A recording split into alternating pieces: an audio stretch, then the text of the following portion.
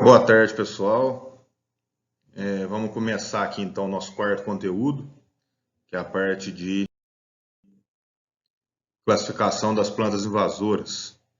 Então a gente tem três tipos de classificação.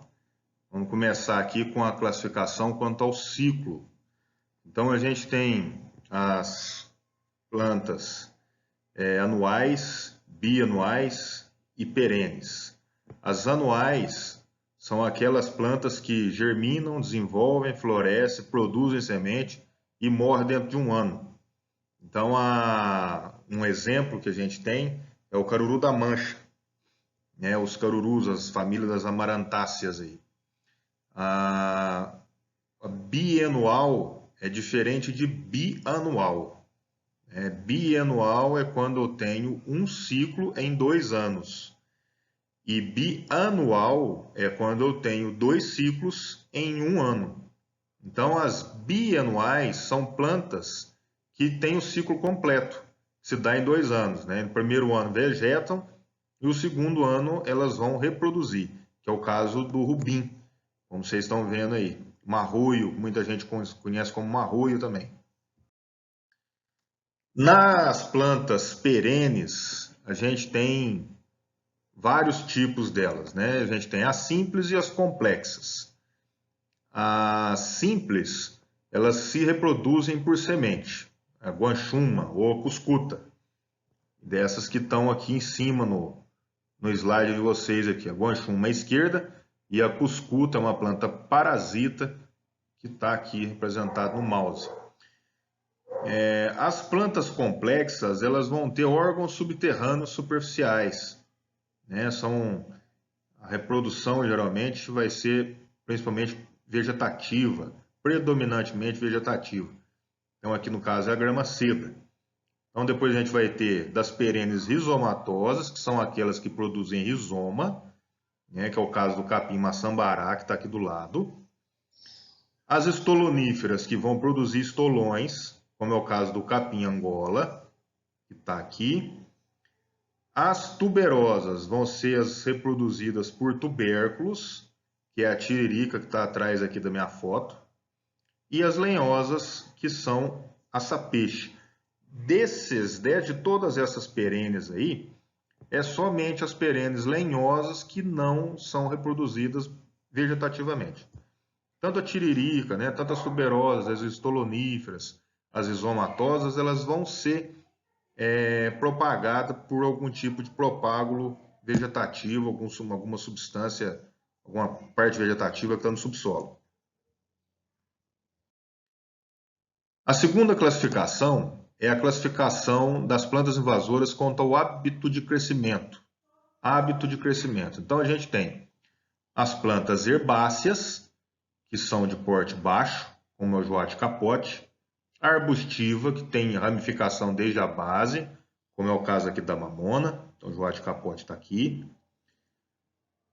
Arbórea, que são ramificações de base, caule bem definido, que é a lobeira, né, até lenhosa, arbórea. As trepadeiras usa outras plantas como suporte, como é o caso do corda de viola, né? Hemipífita inicia seu desenvolvimento sobre outra e depois emite sistema radicular, né? A epífita cresce sobre outra sem causar, sem utilizar da fotossíntese do hospedeiro, né? Então ela simplesmente usa aquela planta de suporte, não causa nenhum dano, né? E a parasita, que ela cresce sobre o outro, utiliza do seu alimento, como é o caso da erva de passarinho, que é essa planta aqui. Okay?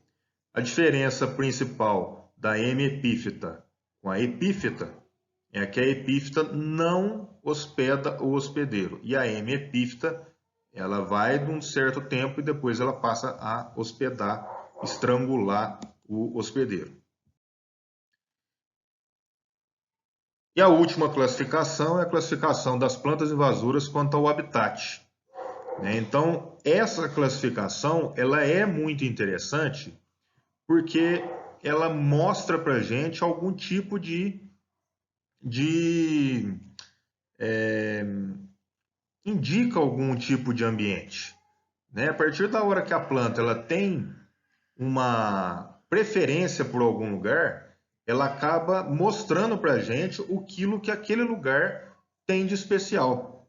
Por exemplo, eu posso ter uma planta que gosta de solo fértil, posso ter uma planta que gosta de solo pobre, né, como é o caso aqui do caruru e da beldroega, que gosta de solo fértil, então elas são indicadoras, passam a ser consideradas aí plantas bioindicadoras, porque elas indicam solo fértil.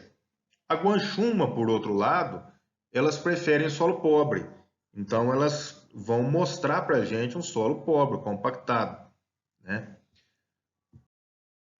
As plantas invasoras de baixada, né, que vão mostrar para a gente, por exemplo, uma condição mais de umidade, de às vezes um solo gley, né, ou um solo ferruginoso, tem bastante ferro no solo. E aí a gente tem as sete sangrias, tem a tripa de sapo, né, que são de baixadas, de várzea. Aí a gente vai ter as plantas invasoras aquáticas, né, que aí vamos ter as marginais, que é o caso da tiririca, as flutuantes, que é o caso da água-pé, as submersas livres, que são as algas, as submersas ancoradas, que é a elódia, e as emergentes, que é o caso da taboa, que está escondida na foto aqui. As plantas invasoras de ambiente indiferente, que é o caso do capim-arroz, e as plantas invasoras parasitas, que é o caso do cipó-chumbo, a cuscuta, que é aquela planta parasita que a gente tinha comentado agora há pouco. Então, algumas plantas aqui que são consideradas indicadoras na agricultura, né? Então, o caso da guanchuma, que é um subsolo compactado, solo erodido, a abissa, que prefere carência de boro e de manganês, picão preto, solo com excesso de nitrogênio, deficiente em micronutriente. Desculpa, esse é o picão branco.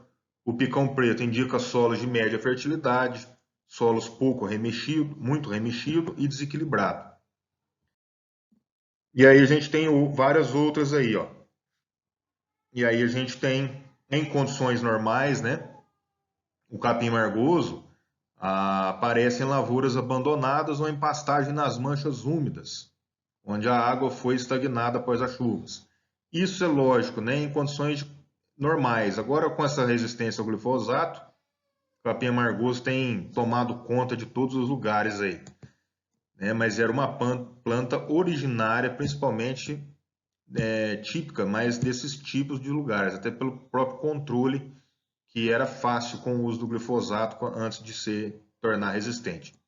Beldroeg, então, ela vai indicar solo fértil, o rabo de burro, tipo de terra abandonada, né, um solo ácido. A carqueja, solo pobre, compactado superficialmente, né, retém água. A grama seda com solo compactado. Então a gente tem vários tipos de plantas aí que vai servir de indicação para a gente com algum tipo de ambiente. Então, essas três classificações são as classificações das plantas daninhas, né? E destaque principal para essa quanto ao habitat, porque ela indica para a gente, mostra para a gente as condições ambientais em que a gente pode trabalhar com a cultura ou adaptar, mostrar também o tipo de manejo que a gente vai ter que definir para aquela determinada cultura naquele momento. Então aqui a gente termina a aula dessa semana. Um abraço a todos. A gente tira dúvida nos fóruns.